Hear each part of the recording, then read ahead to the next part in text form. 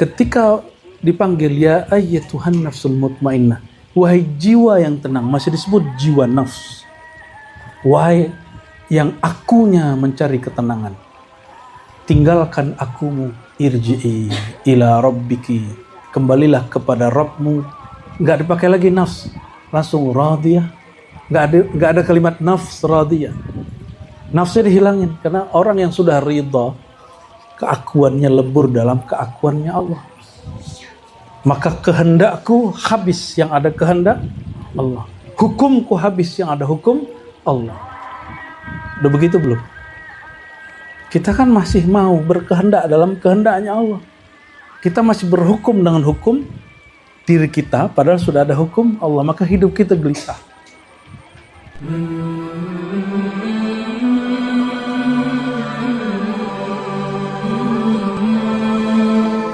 Al-inbah, peringatan terhadap orang yang sedang menempuh jalan untuk kembali kepada Allah, ya.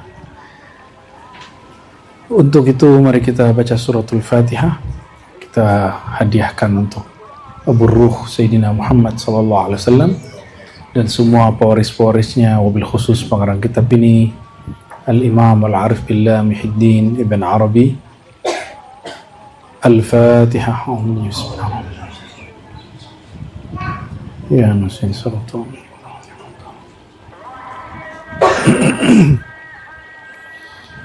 Seperti yang kami sampaikan bahwa sanad kita kepada beliau ini melalui beberapa jalur, dan yang paling ajib adalah dua. Melalui murid-murid Syekh Yasin Al-Fadani, beliau ngambilnya dari Syekh Ihsan Jampes, Kediri. Syekh Ihsan beliau nyambung nanti ke para sahadah, Bakri Syatta, Said Ahmad Zaid Dahlan, yang merupakan zuriat dari Syekh Abdul Qadir Jilani, mengajar di Mekah dan Madinah dan wafatnya di Madinah, dan bersambung nanti ke atas, ya, sampai kepada Syekh Utsman Dimyati, sampai kepada pengarang kitab ini dengan sanad yang kita ringkas, ya. Aslinya banyak tapi kita bisa nadihim dengan sanad-sanad beliau.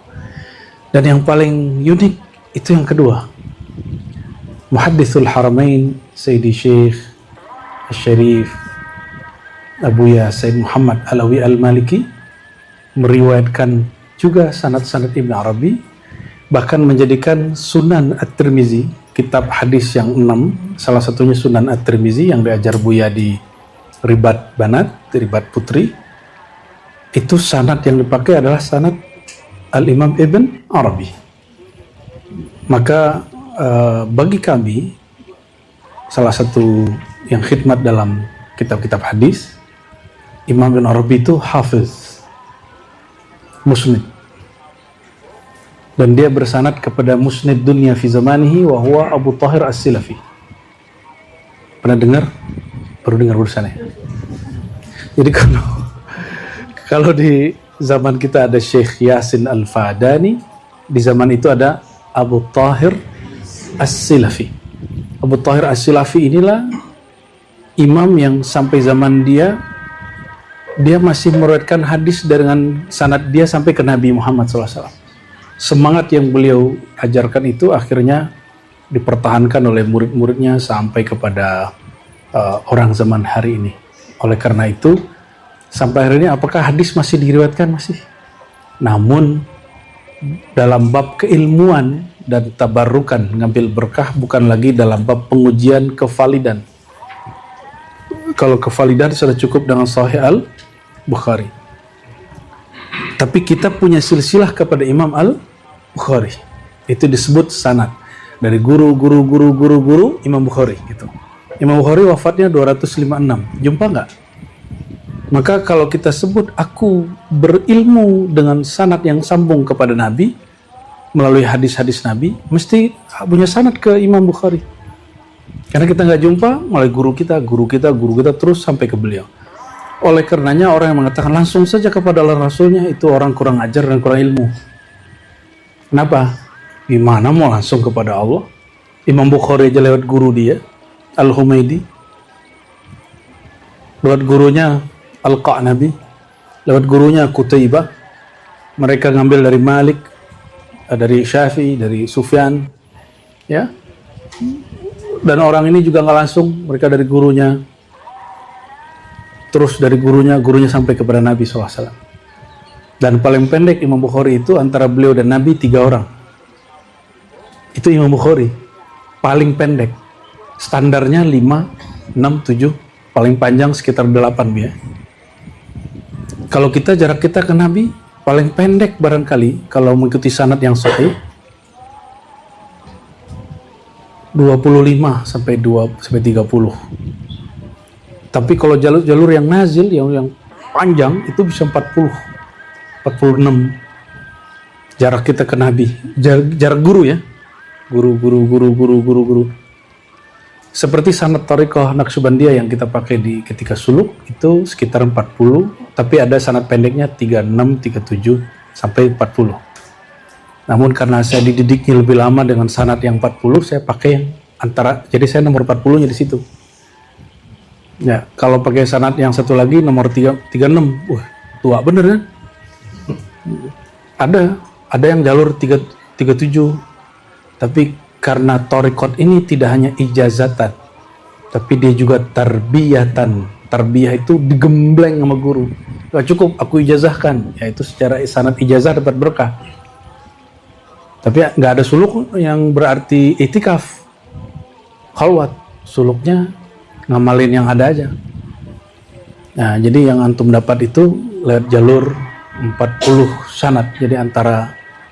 Jadi berarti antara saya dan beliau, Sayyidina Muhammad SAW 39. Berarti antara antum dengan beliau 40 ya.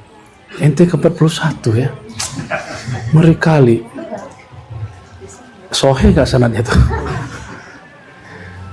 Dan kita bicara sanad bukan berbangga, tapi justru bertahadus, menceritakan nikmat. Tahadus itu menceritakan nikmat Allah. Jadi bolehkah menceritakan nikmat? Boleh jika yang dikedepankan Allahnya. Ya, ada jalur rohani lebih cepat, jaraknya nggak banyak.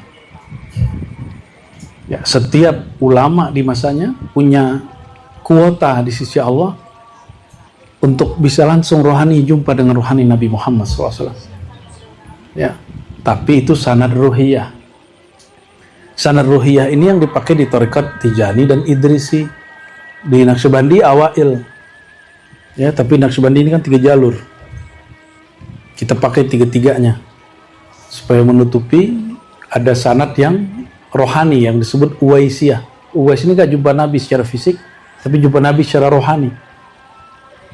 Ya, boleh pakai sanad itu, tapi dalam ilmu hadis itu sanad, itu silsilah terputus, meskipun secara rohani itu tersambung. Ya, dan ini dibenarkan oleh Imam Sakhawi, murid Al-Imam Ibnu Hajar Asqalani, dua-duanya hafiz dalam ilmu hadis, dan Ibnu Sakhawi mengatakan apa? Itu boleh-boleh aja dalam ilmu kewalian, katanya gitu. Maka beliau tidak menyamakan sanad tarekat dengan sanad ilmu hadis. Jadi kita menyayangkan jika ada di komunitas tertentu atau lembaga fatwa dimanapun yang memfatwakan sesat tarekat Idrisiyah, tarekat Tijaniyah, ya, hanya karena tidak mengertinya si mufti mengenai jenis-jenis silsilah sanad. Baik, Al-Imam Ibn Arabi sebelum ke Mekah dia sudah punya mursyid 100. Sebelum ke Mekah. Tapi orang hari ini kok fanatis sekali ya, mursyid terus 1 gitu. Iya, untuk tarbiyah beresin satu-satu, tapi kalau beres boleh lagi nambah, bukan meninggalkan yang lama, tapi menambah yang baru. Ya, ini belum apa-apa udah berlepas diri ya kan, usul aja belum, udah berlepas diri dari mursyid ente ya. Ente mau berlepas, pergi aja. Oh, belum dipegang. Ada juga yang ngomong gini, saya nyatakan keluar dari Thariqat Buya Razi. Kapan ente masuknya? Emang ane udah terima? Emang semua yang talqin udah terima jadi murid? Belum. Tanya sama Buya tuh. Murid itu lam yasih ayyakuna muridan hatta yukhdimah, hatta salaka tariqal khidmah, gitu dalam beberapa ibarat. Murid itu nggak sah dia jadi murid sampai hancur keakuannya dan dia menempuh tariqat khidmat. Tariqat apa namanya? Khidmat. Kalau zikir sendiri mah orang bisa, setan juga bisa. Setan itu kan nggak bisa khidmat aja. Iblis kan dia nggak bisa khidmat. Jangankan khidmat, nundukin kepala aja dia nggak bisa ke Nabi Adam. Oleh karena itu, jika benar kita ini al-ummah al-Muhammadiyah, umat Sayyidina Muhammad SAW, mulailah tarikat khidmat. Maka diringkas manhaj kita apa? Al-ilmu, ilmu mesti ngaji, bukan muallimi, bukan tawajuh, bukan lewat zikir, bukan maulidan, enggak. Ilmu itu buka kitab, ada jadwal ngajinya, ada gurunya, ada muridnya, ada kurikulumnya. Itu al-ilmu. Ada kesabaran untuk duduk di depan guru. Itu al-ilmu. Maka dalam Sahih Bukhari ada judul bab al-ilmu bita'allumi. Diriwayatkan oleh beliau dan juga oleh Imam Tirmizi dengan sanad yang nyambung. Innamal ilmu bita'allumi. Ilmu itu mesti dengan berta'allum. Apa arti ta'allum? Menggabungkan antara empirik dan akal. Kita hadir, kita dengar, kita pandang, kita simak, akal kita menyerap dan memahami. Itu disebut ta'allum. Itu disebut apa? Ke bahasa kitanya belajar atau talaqi. Ya. Dan semoga kita diterima sebagai muta'allim, orang yang belajar, ya. Jadi ada murid muta'allim. Murid kedua, murid talqin, di baiat, di thariqah, ikut suluk. Ya, ente belum sempurna muridnya. Belum sah, baru 2/3. Ya, jadi ini udah talqin, tunggu dulu, ente bukan baru talqin. Baru yang ketiga, khidmat. Kalau khidmat, coba lihat Buya Asfi, Buya Aldomi, Buya Yunal. Rebutan murid nggak? Rebutan jadi mursyid nggak? Ini jangan baru dapat izin untuk memimpin talqin, memimpin zikir sudah iri-irian, sudah senggol-senggolan, sudah baper-baperan, sudah tersinggung-tersinggungan, sudah bersaing-saing. Itu berarti nasihatnya belum benar, berarti khidmatnya belum benar. Cuci kamar mandi dulu lah kerjaannya, ya. Ada masjid mana kotor, cuci aja. Ada tempat majelis mana bersihin, biar bersih hatinya. Mungkin ente sudah terlalu tinggi makomnya, rasanya, padahal belum di sisi Allah. Jadi jangan-jangan kita ini merasa tinggi, padahal kita dipandang Allah rendah. Kenapa? Ma tawadhu'a ahadun illa rafa'ahullah. Nih pegang ini manhaj kita. Nih setiap orang yang diboleh mimpin zikir, boleh mentalkin, hadis ini pegangannya. Ma tawadhu'a ahadun illa rafa'ahullah. Tidaklah orang menjatuhkan egoannya. Bahasa kitanya tawadhu. Itu bahasa kita bahasa Arab. Kecuali rafa'ullah, kecuali Allah angkat derajatnya.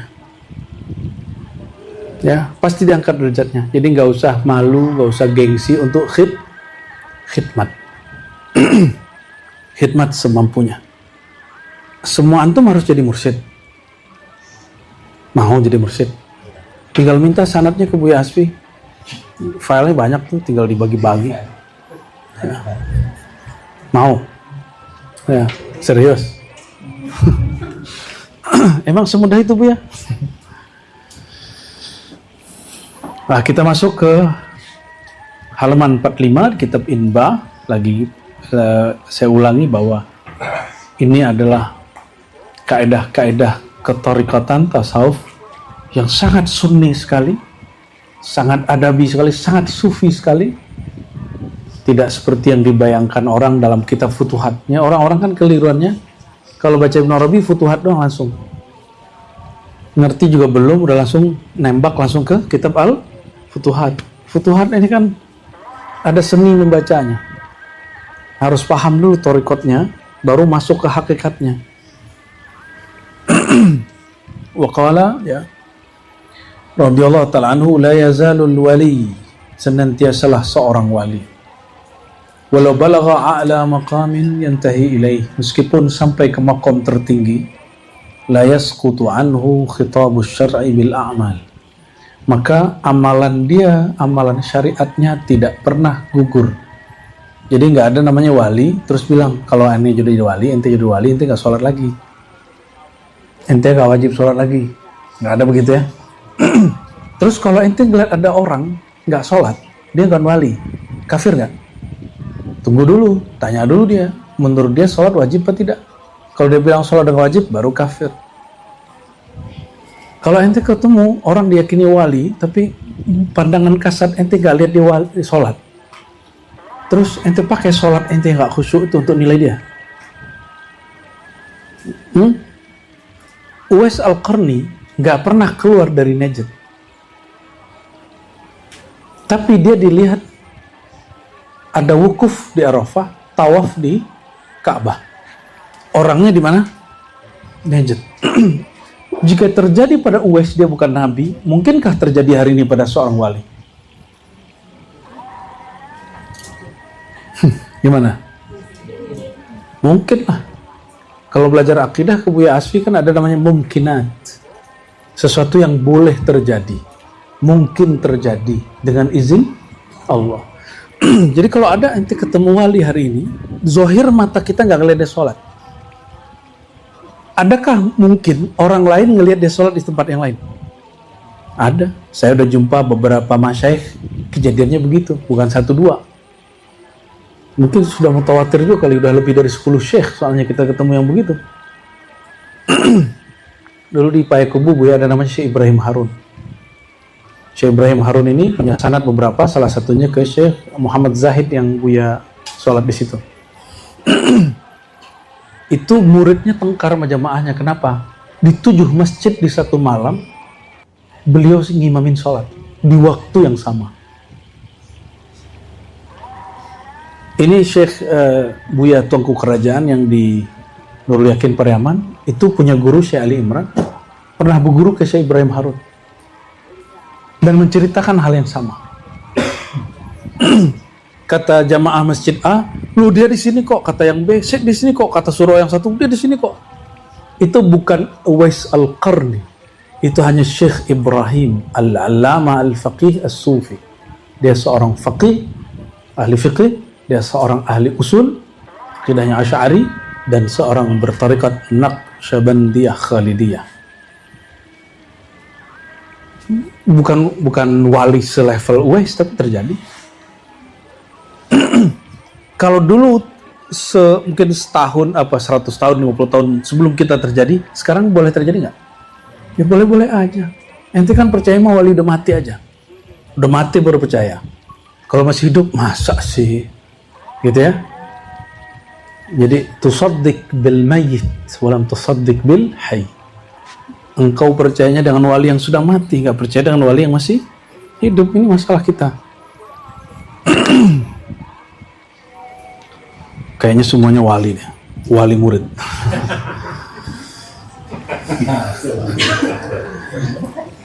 Illa, ada pengecualian, wali yang nggak lagi berlaku kepadanya hukum syariat. Satu, taghlibu alaih halatun tusayyiruh. Enggak, ini kaidah aja. Ini kaidahnya. Dia dikuasai oleh suatu hal rohani yang sangat kuat. Kalau beliau nyebut kal majnun au mughma alaih, seperti orang yang majnun. Majnun di sini bukan majnun gila, tapi majnun majzub. Orang yang majzub, orang yang ketarik akalnya karena kuatnya dahsyatnya hal, lalu kesadaran akliyahnya, akalnya hilang. Ya kalau di kita kayak Wan Sekhon, si hidup ya. Dulu ada Al-Kaf tuh ya. Dan ternyata beberapa orang-orang tua di kampung kita di Sumatera banyak kejadian begitu ya. Cuma orang kampung kita nggak tahu istilah itu. Mereka orang-orang majzub. Ada begitu ya. Bahkan ayah saya cerita, salah satu kakek saya di atas itu ada yang majzub. Kita baru tahu kabarnya, dan namanya Nur Muhammad. Muhammad Nur. Nur Muhammad tuh. Namanya Nur Muhammad dia.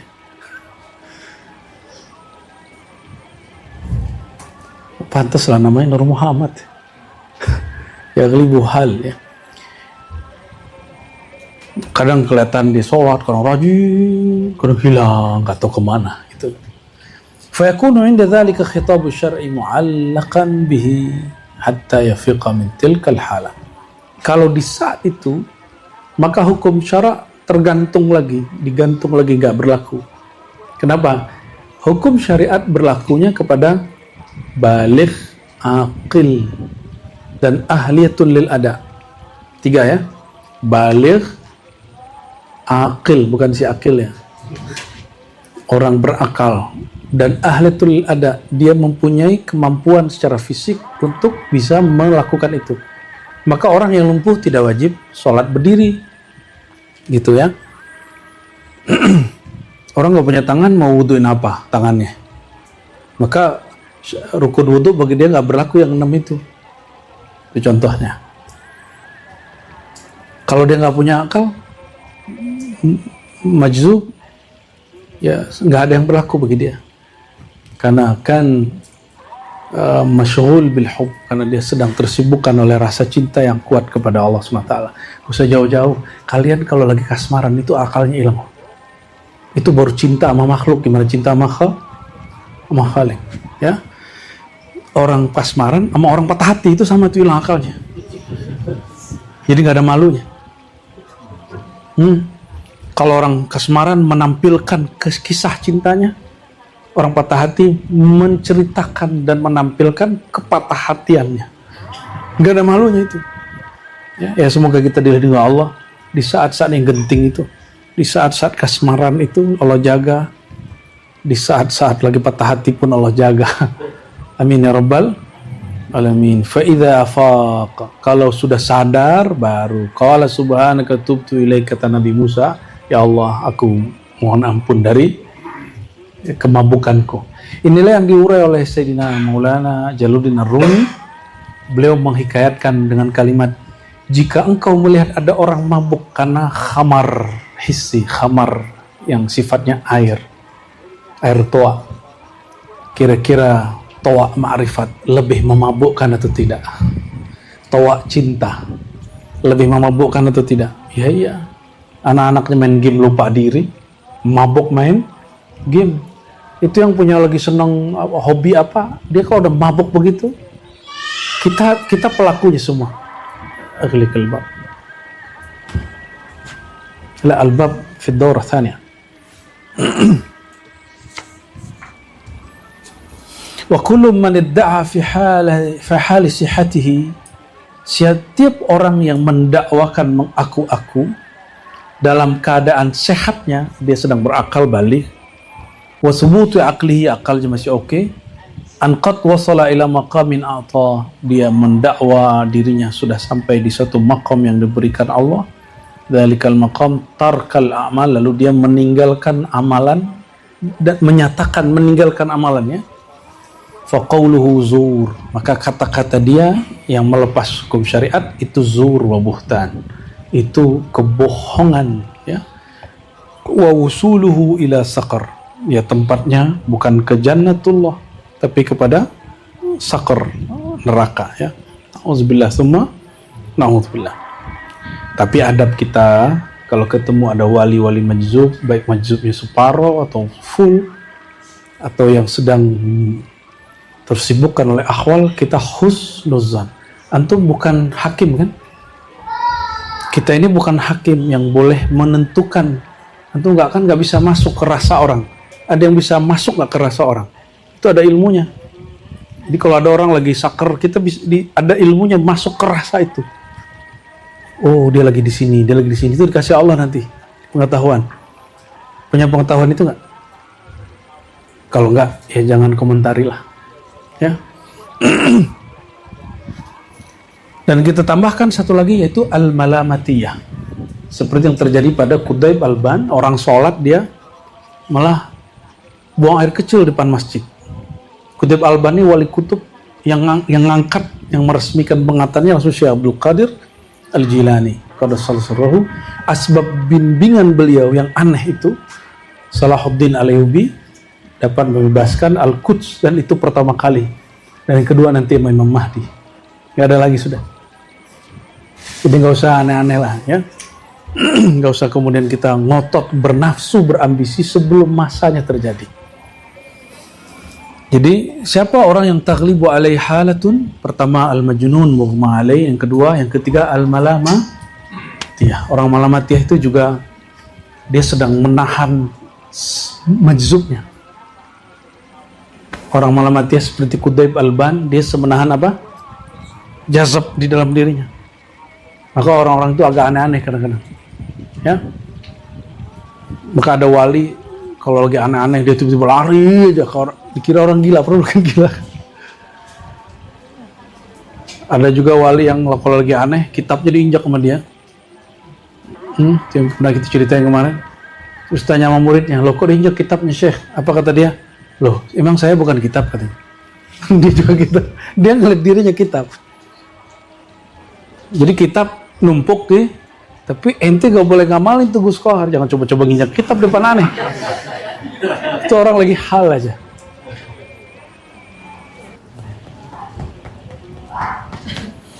Ma'rifatut tariq minal haq wa ilaihi intaha wa ilaihi ta'ala. Wa qala ya bunai, wahai anak muridku ya, ajhid fi an ta'rifat tariq, bermujahadahlah, bersungguh-sungguhlah untuk mengetahui jalan yang ji'ta alaihi ila hadzal wujud, yang kamu dulu berasal darinya dan engkau akan kembali kepadanya. Fa innahu la budda laka min ar-ruju' alaihi ila rabbik. Kenapa? Kamu mesti pulang. Hembusan roh itu suci atau tidak? Berarti pulangnya nanti juga harus balik suci. Karena kita ini nggak bisa suci kecuali jalur taubat, maka at-taubah awal kulli tariq. Taubat itu awal setiap tariqah. Nggak ada nggak. Taubat itu an-nadam, menyesal. Kata Nabi, an-nadamu taubah. Orang menyesal dirinya. Apa maksud an-nadam? Asyughul bil uyub. Disibuk dengan aib dirinya, bukan sibuk dengan aib orang lain. Kalau antum belum sampai maqam taubah, dapat ilmu nih, ilmu kaidah ahlu sunnah, nanti kalau belum maqam tawabin ya, kalau baca itu nanti akan sibuk. Oh, kelompok ini sesuai nggak ahlu sunnah? Penyimpangan dari ahlu sunnah. Kalau ente belum maqam tawabin, akan mencari kesalahan-kesalahan kelompok yang di luar kita, apa kesalahan dia. Tapi kalau an-nadam, orang yang at-tawabin, yang Allah jatuh cinta kepadanya, dia sibuk dengan aib dirinya. Jadi tawabin ini bisa berlaku di semua maqamat ya. Kalau sibuk nyuruh orang tobat, dia sendiri nggak tobat, main Facebook sampai jam 1 malam ya. Orang wiridan sampai jam 2, sampai jam 3, dia malah Facebook main jam 1. Terus nyuruh orang tobat. Ya akhi, Allah turun tanazzul, innallaha yanzilu rabbuna, kan begitu di hadis qudsi. Dia malah sibuk main sosmed. Mau tua mau muda sama aja. Terus nyuruh orang tobat. Ya, kul tub anta bi nafsik. Ente dulu tobat, jangan nyuruh orang tobat. Ya. Kita dulu yang melakukan, jangan orang dulu. Kembalilah ke jalan Allah. Ente dulu kembali. Jangan pakai mulut. Ya, kembali dulu kita ke jalan Allah. Jangan kita ngajarin orang kembali, kitanya nggak kembali-kembali. Ya. Fa in kunta arifan bihi qabla ar-ruju' kunta fi ruju'ika sahiba unsin wa bastin wa idlal, fa illa fa anta sahibu wahshatin wa qabdin wa khawfin li'adu al-ma'rifah indaka bih. Allah Ta'ala wa ilaihi turja'un. Jika engkau mengetahui hal ini sebelum tahu cara kembali, maka engkau akan kembali dengan penuh ketenangan, kemesraan, gak kerusak-kerusuk. Bertorikot itu, bertasawuf itu gak kerusak-kerusuk. Ya, pindah kelompok ini, nyari kesalahan ini. Kalau bertorikot, mikirin, fikrahnya main, kalbunya enggak. Akhirnya angan-angan merusak kemurnian kolbunya. Karena tidak arifan bihi qabla rujuk. Oleh karena itu, qabla suluk, qabla al-wird, qabla al-khalwah, wajib ngaji ilmu wirid. Sebelum zikir wajib ngaji ilmu zikir. Oleh karenanya diribat pertama di sini ngaji apa talqin? Ngaji. Belajar dulu ilmunya baru talqin. Makanya ini mohon maaf